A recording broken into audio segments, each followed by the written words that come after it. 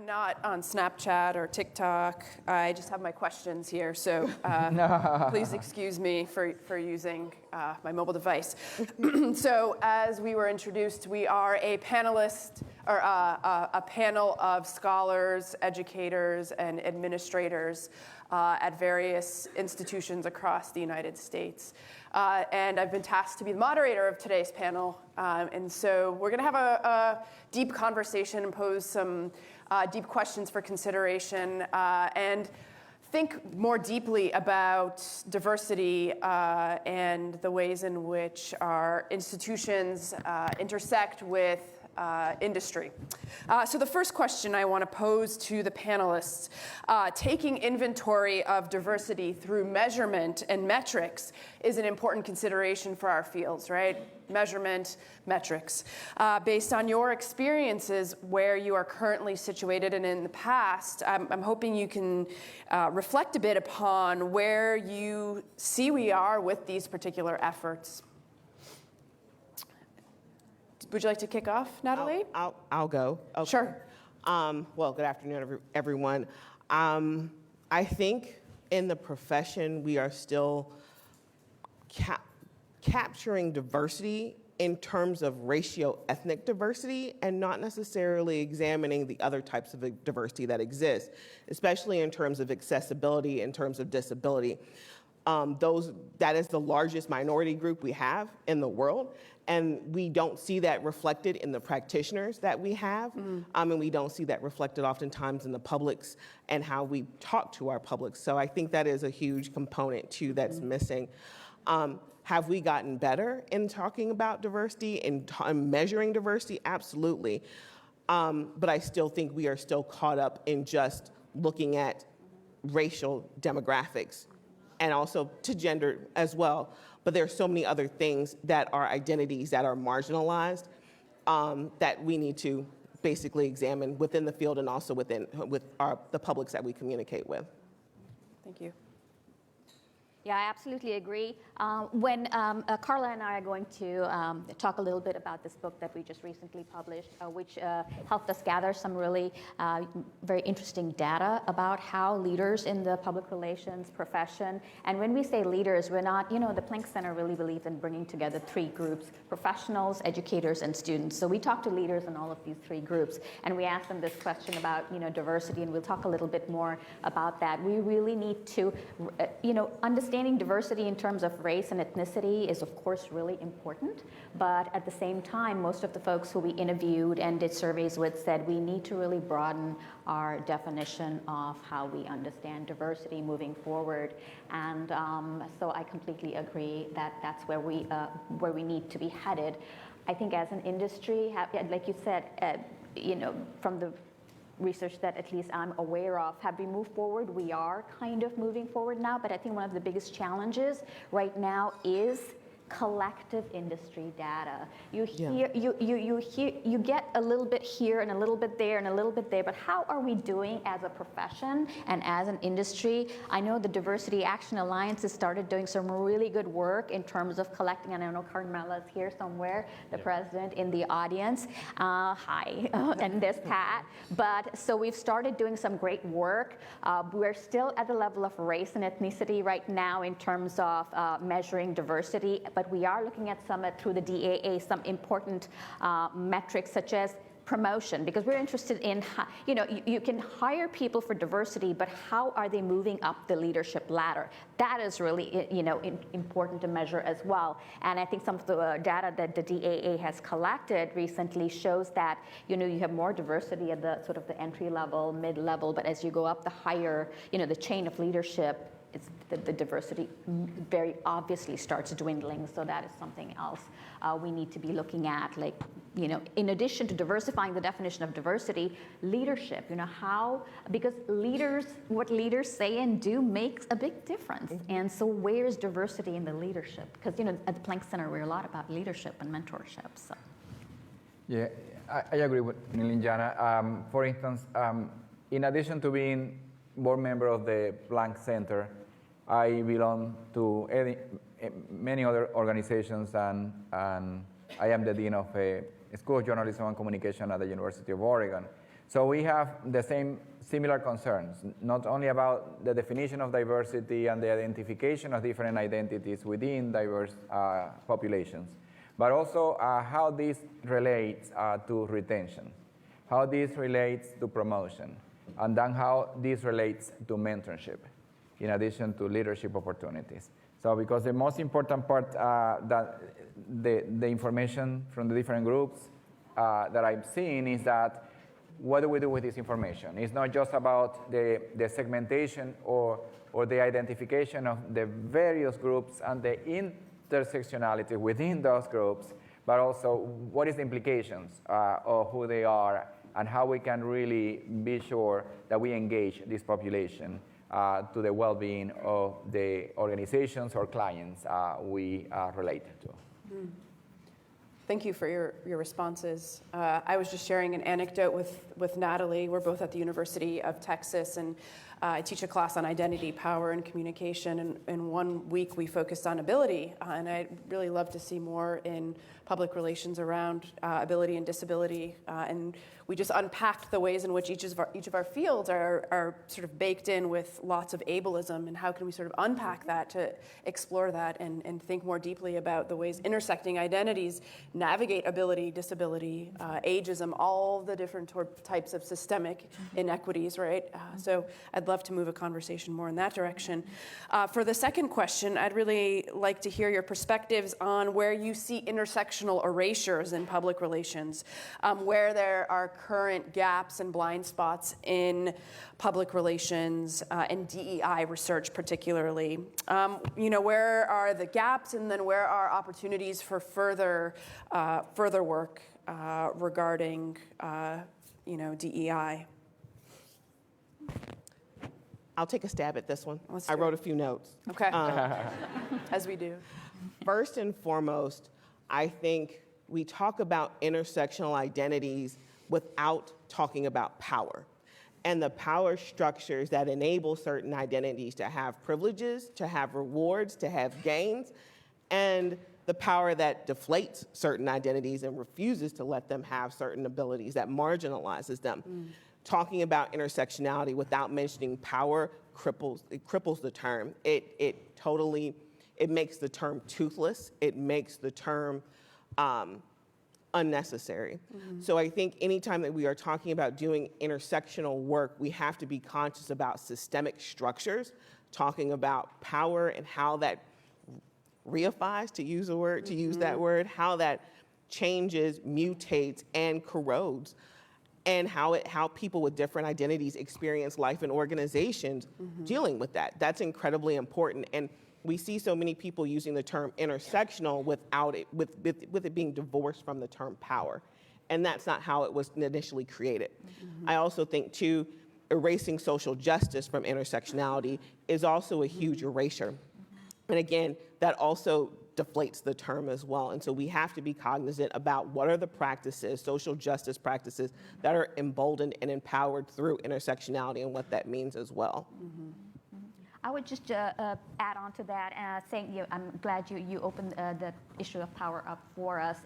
I think it was the keynote session that we just had, and maybe it was Jasmine who mentioned this, and I'm sorry if it was somebody else and I'm attributing it to Jasmine, but you said, intersectionality, or understanding that, everybody's identity is unique in the sense that where our identities are at the intersection of various different categories, right? And as a result, our identities are different. So every Asian person is not the same. Every Black person is not the same. Every Hispanic. So we are race and many other things. So I think Jasmine mentioned about the importance of understanding how to mentor in the intersectional space. I think it was you, Jasmine, who mentioned that. And I think intersectionality really opens that up, because how you mentor someone, and we are really, we focus on mentoring quite a bit. And this is an opportunity to try and understand intersectionality as a lens in how those who mentor others mentor somebody, to see not just one category of their identity, but how who they are resides at the intersection of their gender, race, ethnicity, nationality, religion, ability, many different, and then mentor with that lens and that understanding. And that doesn't require us as a mentor to to also live those identities, but it means that we have to, if we're truly dedicated to allyship and mentorship, that means we have to piece together those areas of expertise, and if not, we lead with compassion, right? One of the most profound thinkers right now that I've sort of put on my radar is Alok Vaid Menon, and if anyone is looking for someone to sort of listen to, I recommend their work. And they talk about the need to have compassion over comprehension. So when I'm thinking about mentorship, and I have a student come to my office, as happened last week, I can sort of mentor in one capacity, but I can also put her in touch with other faculty on campus or resource groups on campus to sort of build together a bouquet of support, I think. Sorry, Juan-Carlose. Yeah, one of the challenges also I see sometimes with this research or with the exploration of the topic is that we need to allow individuals to be defined by in their own words, in their own terms, and in their own timing. Because intersectionality is also a fluid, and doesn't impact an individual the same way that impacts another individual.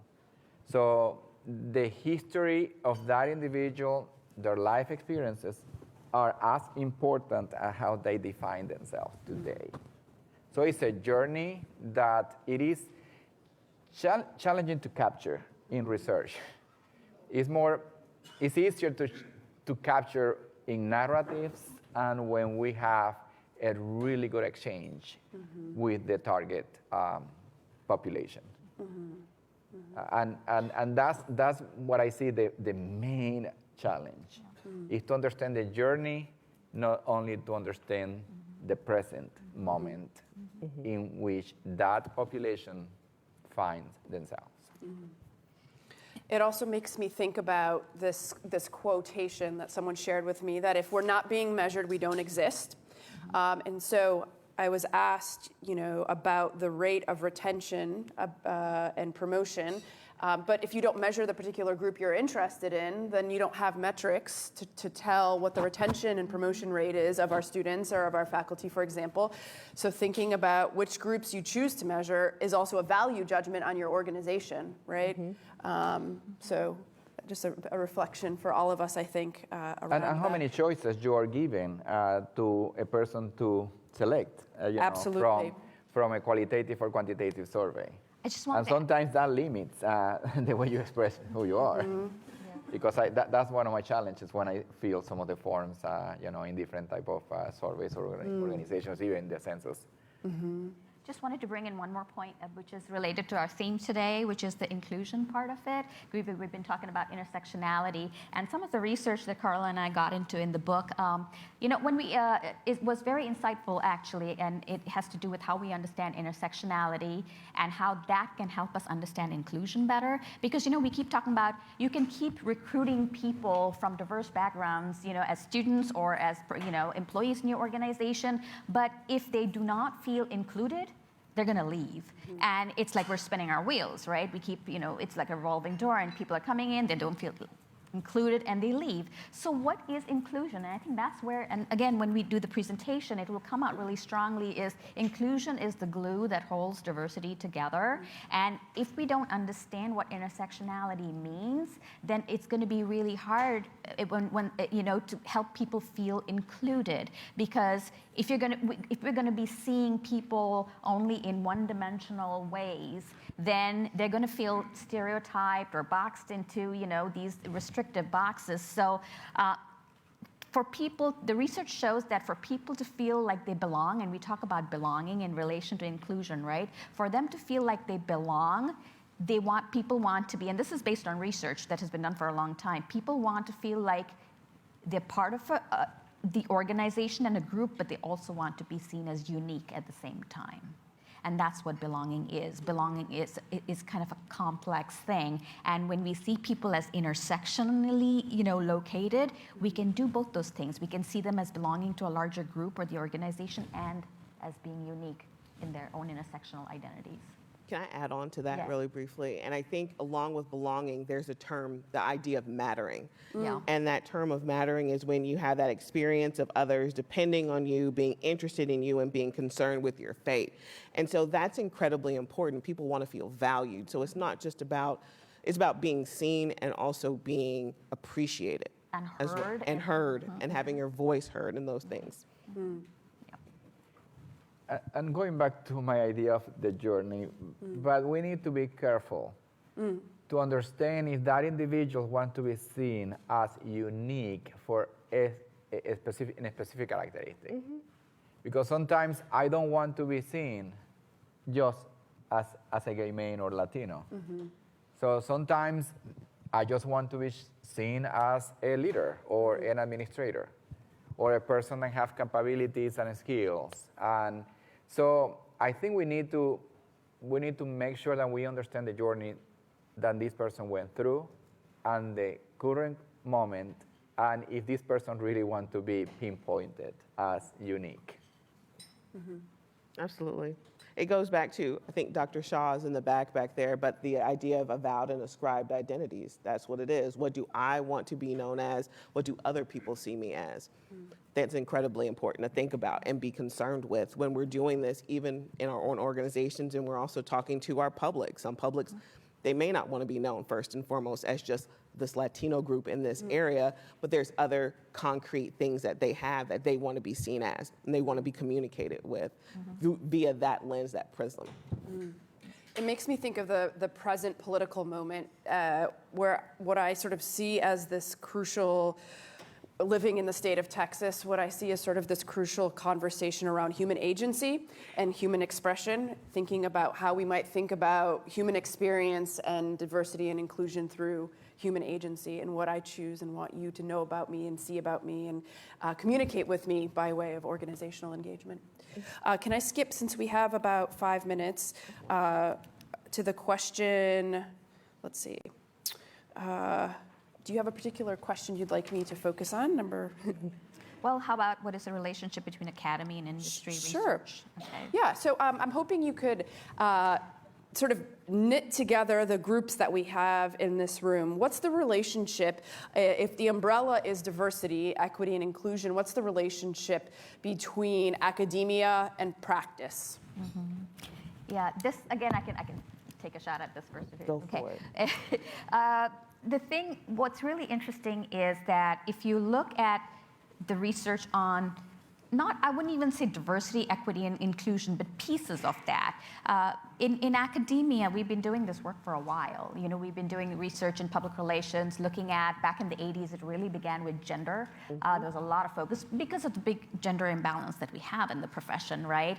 That the focus sort of fell on gender in the 80s, and it has been there, you know, since then. And then late 80s through the 90s onwards, we started looking at race and ethnicity. So we're still, in academia, we've done the same thing. We've taken these categories and kind of focused on them instead of looking at them together. We haven't done a good job of doing that. But you have done work on intersectionality, and I think into the 2000s, getting towards the sort of the second decade of the 2000s, researchers have been saying and doing more of this, and maybe you could address this, that we need to look at things from a more intersectional, DEI from a more intersectional lens. But I don't think, the one thing we haven't done very well in academia is we haven't pursued intersectionality enough, and we haven't thought of DEI as a whole concept. We keep looking at slices. We look at race, we look at gender, but to bring it all together, what does that mean? We still need to do, and we are trying to do that. We have 2 special issues coming off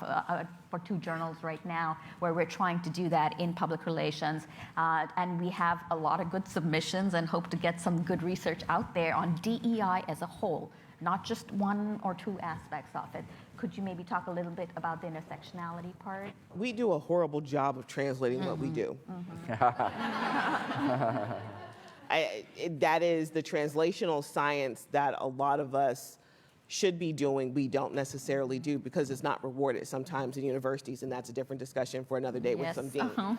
But we've been doing consistent research on diversity, equity, inclusion, on intersectionality, and it just has not permeated into from the academy into industry for whatever reason. And some of that is our fault that we just haven't been reaching out and sharing that. And also, too, it's also the industry coming to us and asking for it. That hasn't happened either to some extent. I think what we should be doing now, taking this forward, is really thinking about what are the models for success? How do we integrate intersectionality and intersectional leadership, catalytic leadership through the lens of intersectionality? How do we talk about these things? How do we build structures for this? How do we build ways for people to progress in the industry through mechanisms that we create through the research, through informed research?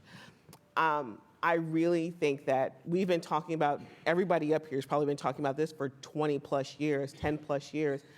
And it's to a point where a lot of us are hopelessly optimistic about the changes that are happening, but we're radically pragmatic in the fact that also, too, this requires some work on our end, and this requires work from the industry as well, and we need to work together if we actually want to see change happen in the industry. It can't happen without both of us. And we need to measure, too, right? Absolutely. I'm also very optimistic. I see, I wear different hats, and I see higher education administration, academic research and industry talking about the same nowadays. I think we have been talking about issues, even issues of social impact and social responsibility for decades. But I think that we are at a moment in which everyone is concerned about the same, and probably there are more opportunities for collaboration. I will give you an example. I am the co-director of a study in Latin America. It's called the Latin American Communication Monitor. I won't talk about the study right now, but what I will say that because of the study, we have engaged the industry in Latin America to talk about the issues that we tackle in the survey, including gender issues, for instance, technology issues. And that's the best way for academics to engage the industry. Okay, this is the research, these are the topics. I won't talk about methodology, I won't talk about my sample or my results. Let's talk about the issues that we tackle. Let's identify some highlights, but how do these affect you? And how we can engage in a conversation to see how relevant what you do and what we do is. And now how we can find common interests and common points of collaboration.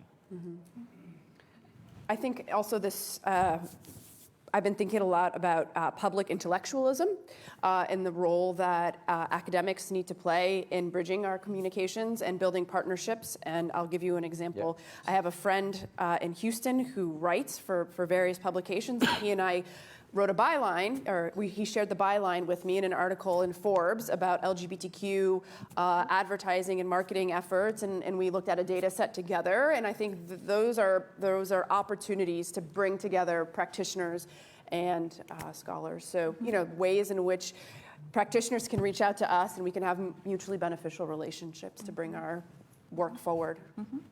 I think this is great. It's just translating and also being a public voice. Yeah. And every time we have an invitation, I had an invitation to speak to Levi's a couple of years ago for the Hispanic Heritage Month. But they wanted me to talk about the EI from the academic perspective. And of course, I try to find actionable items and actionable insights, and we can have a discussion. And this was for the global communication team. So again, there are opportunities to engage and for us to take what we have done, sometimes in solitary confinement, because nobody else, is with us when we're writing or we're researching, and we spend a lot of time with our own thoughts, is to share this with the public, to share this with organizations, and to engage because as soon as you start highlighting some of your findings in a way that are easy to understand, they make the connection. That's right. And I just jump in really quickly. I Yes. know we're over time. So a lot of people come to colleges and universities because they see us as a place where you can get talent, because we have students. Of course, we want you to come for that. But also, too, we're here as a resource and a reference. So I think that's incredibly important. There are colleges and universities around with brilliant researchers, and there's many in the room over here on that side that I know and I can see, who are doing great research and would love to partner with your agencies, with your corporation, to talk about these things, to do this type of work. Call on us. We're available. I like that as an administrator. I like telling my dean that we're doing these types of things. This is important. And also, if we're really thinking about the industry and moving the industry forward, we want to be a partner. We want to be an advocate with you. What does this look like? So one example is like, I love doing lunch and learns. I've recently started doing this at different agencies. So like there's an agency in Houston, they called me and they said, we want you to do a 2-part session on, you know, whatever it was in this case. It was LGBTQ communication. Boom, right? I'm an expert on that. They need that. Problem solved, right? So more of those opportunities. I'm going to move the mic over to you. Would you like us to leave and then Karla come up, or? No, stay here. Okay. That's fine. Okay. All right. Do I use both mics? Because I have one there now. On the podium. Okay. All right. Thank you. Erica, you may want to sit here. Oh, yeah. Thank you. You want your notes? So you're not alone. That's corner. true. Do we need to turn the mics off? No, they do. Oh, they do over there? Yeah. Okay. So this was our. Do I take this off? Just. Sorry, I'm double mic'd here. Good job. Okay, thank you. All right, well, this was our effort to bring together industry and academia, this book, something we were just talking about over here. And the Planck Center is an excellent sort of a space where professionals and educators and students come together. And we said, why not use this as an opportunity to write a book about, because we have a very clear DEI mission, write a book about DEI and leadership, because we have a leadership mission too, and bring these two things together, these two topics, to understand the relationship between DEI and leadership. And so that's how this book came about. Now, this book has been a bit of a long journey, but it's been a very insightful journey as well. We started working on it before the pandemic, about 6 years ago, when we actually started these summits, holding these summits. And we said, let's learn from what people are saying at these summits and how the conversation is developing, bring in the academic research that exists and blend the two together to see what comes out of that, right? That was the whole goal. And now it's finally out. It came out in July, and we're happy to share, some of our key takeaways with you. So we can move the next slide. Thank you. Okay, so there is diversity. We talk about diversity as a problem too often, right? And it really can be an opportunity. It really can be an opportunity if we act on it in the right way. And according to Bernardo Ferdman, he's a scholar as well as an inclusive leadership consultant. He has an own consulting firm. He says that the ability to be inclusive and to foster and sustain an inclusive culture in groups, workplaces, and communities is a critical component of 21st century leadership. Successful and effective leadership in today's organizations and societies, and in those of the future, requires strong understanding of and skills for creating and catalyzing opportunities to benefit from all types of diversity, all types, and to enhance these capacities in oneself and others. A bit of a mouthful, but what that's really saying is, I think in public relations, we really have we're a bias for the transformational type of leadership, which is great. We need transformational leaders in our profession. But now people are talking more and more, in the literature at least, about how to be an inclusive leader, and what does that mean? To be an inclusive leader. So our research for this book, unfortunately, shows that this is something we struggle with a lot in our profession, how to be an inclusive leader in public relations. And to give you a quick snapshot of this struggle, and this is not data from our book, but it is data from the Diversity Action Alliance that they've been gathering. And next slide, please.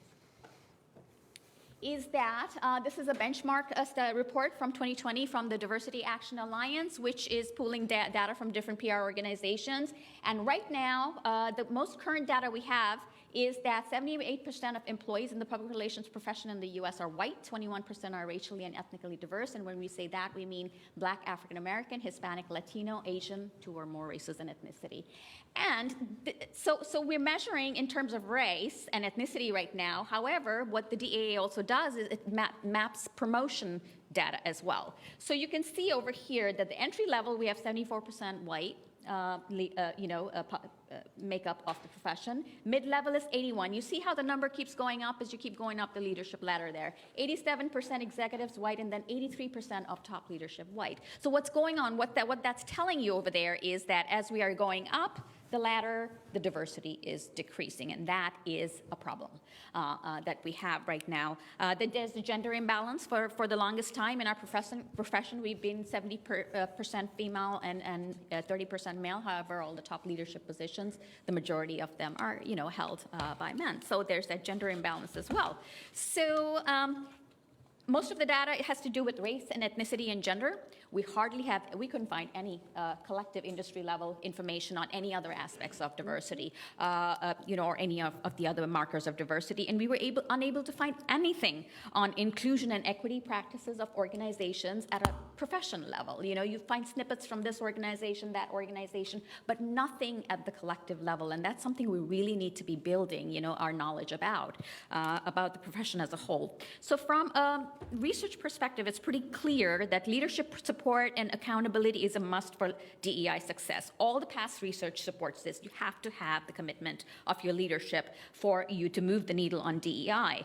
And so we looked at the PR, research, and we said we have research on leadership separately, we have research on DEI separately, but nothing's bringing the two together, right? So that's what we did in this book. And it would be in part really difficult for us to share the whole book with you in the remaining 5 minutes that we have, but what we're going to do is we're going to share some key takeaways that we found from the next slide, please. We did 2 things. We did an online survey of professionals across the United States, and we did in-depth interviews with leaders who are professionals, educators, and students to get their really in-depth feedback on what do they think about the state of DEI in it currently, what do they think the role of leadership is in DEI success, and we also from past research have seen that there's a perception gap between how leaders think about leadership and how those they lead think about their leaders leading. So we wanted to see if people are thinking a little differently about how their leaders are leading on DEI and how the leaders think they're leading on DEI, because that's important too. So we asked all these questions, we did a lot of interviews, and here are our key takeaways. So Karla's going to share those with us. Thank you, Nilanjana. So none of these will probably come as too much of a surprise to you. The first one is that diversity, equity, and inclusion are not yet a core aspect of our public relations professional industry and our professional culture at all in the U.S. Only a small percentage, 20% of our survey respondents, reported that their organization was deeply committed to DEI. So inequity-based biases still persist. The profession just does not reflect the national diversity that does exist. The major challenge that our survey respondents and interviewees suggested is that there's a problem with building a culture of inclusion. That seems to be the major challenge for us. And that may be because they didn't see that there was a clear vision and values related to DE&I and public relations at the industry level. Second, there was an evidence of failure of leadership in terms of DEI in their organizations. Most leaders pay lip service, we heard that today as well, to it, but there's a real gap between their words and their actions. Our respondents said that they didn't feel that there was personal engagement from the leaders on these issues. There was a tendency to just put it off onto HR. Leaders also lacked the attitude of vision, communication, and relationship building skills, which is sort of ironic that our leaders in public relations might lack those when it comes to diversity, equity, and inclusion. But that really makes it impossible almost for DE&I to flourish in an organization. The leaders are not DEI-minded enough, and they seem to lack a real holistic sense of how DEI really fits within their organization. They're really not looking at it through a DE&I lens. And just as we noted before, there was a gap between how leaders perceive the job they're doing and how their followers perceive the job they're doing. It's same with here, is the leaders think they're actually doing a pretty good job on DEI. And yeah, not so much, especially the younger people don't believe that their leaders are doing a good job on it. Identities for DEI action and communication are still conceptualized in very siloed ways. Organizations at least tend to think of it in terms of race, ethnicity, and gender, and that really needs to be broadened. It's very narrow in terms of all what we've been talking about today, especially in terms of intersectionality. And so we need to really make them more complex. Our diversity ranges and categories, they need to be more diverse. Ability needs to be brought in, and an intersectional lens needs to be looked at in terms of both internal and external communication from organizations. And finally, there's not enough attention being paid to the larger contexts, which is what Nilanjana was saying a minute ago. The organizational, professional, societal, whether that be regional, national, or international contexts, aren't being seen as interconnected, and we really need to do that in order to move forward as an organization. And Nilanjana now is going to provide you with our suggestions and recommendations for the future. Well, yeah, I just wanted to pick up on that point that Karla made, about that takeaway about the interconnection of context. It came from one story that one of our interviewees shared with us, and, this was when the Charlottesville incident happened, and, he was an African-American employee. He said, I went into my organization, and I just felt like once I stepped in through the door of the organization, there was nobody I could talk to about that, or that wasn't the reality, or that sort of thing. So there's like a disconnect, a lot of employees said, between life inside the organization or in the professional conversations and what's going on. I know, the murder of George Floyd, things changed quite a bit in terms of how people started talking about DEI. That did happen, but at the same time, a lot of these interviews were done before that. And actually, at one point, we said, "Gosh, we did all these interviews and this before George Floyd, before the murder. Is this even going to be relevant anymore?" And then we rethought everything, and we said, "You know what? This is going to be a benchmark, and we're going to come back 2 years, this is 2022, and see, has the needle moved?" And reports are showing our data is still it's holding. It's like not that much has changed. I know Zeno and Igami, you're doing some good things. You're trying to change things around, but a lot more needs to happen because we're still not seeing that moving, needle moving as much as it needs to move. So here are some suggestions that are collectively from, the survey as well as the interviews. Set clear DEI goals and measure progress regularly, just like you would measure a campaign or something. Just measure it and set goals, very clear goals based on your needs. Regularly check the pulse of employees on how they feel about inclusion. We need to really hear that rather than leaders thinking they're doing a great job, but others thinking they're not. DEI, create a dedicated position for DEI in a senior leadership so that they have the ear of the leaders, the senior leaders, and this position needs to have teeth. It can't just be an ornamental, position. Develop programs and initiatives that help those from underrepresented backgrounds grow and advance into leadership positions, formal mentorship programs, sponsorships, trainings, and so on. Regularly hold workshops, trainings, and discussions, and keep learning and unlearning those things that we need to unlearn, that are maybe obstacles in the way of DEI progress. And leaders need to participate in these trainings as well. It's not like they don't need to. Next slide, please. Build an organizational culture of storytelling. We like to tell stories on behalf of our clients. Let's build our own organizational cultures where we tell stories, share stories, so that we can humanize each other and build empathy as a core organizational value to feel everybody, to help people feel included. Everybody needs to work hard at making DEI a natural and organic part of the organizational culture. It's not just the responsibility of those who are from underrepresented groups. Just celebrating the different months is not enough. We need to do that, but that's not enough. Having a mechanism for holding leaders accountable for DEI progress is important. Accountability is important. Building industry-level leadership collaboration and momentum. Again, this industry-level thing is not something we need to get much better at. Leaders coming together to advance DEI, doing things collectively is important. Work across internal and external content, the context. What happens inside the organization is very connected to the society it exists in. So if our profession is not reflecting national diversity, we are disconnected from the external environment is what's going on. And finally, I'll leave you with this, valuing rather than resisting or fearing difference and normalizing a culture of interdifference learning and growth should be a priority. We should make diversity and inclusion and equity something that's an opportunity and not something we fear. We end with that.